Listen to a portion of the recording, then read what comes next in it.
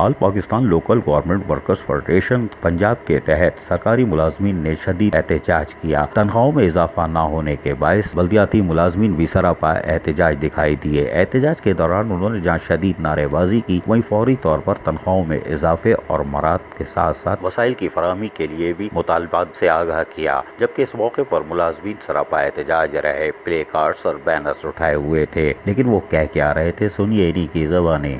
हर जुमेरात को हम यहाँ सेक्रेटेरिएट के बाहर सुल्तान साहब की क़यादत में, एफआईयू की क़यादत में हम हर जुमेरात को यहाँ पे एहतजाज करेंगे इंशाअल्लाह ताला।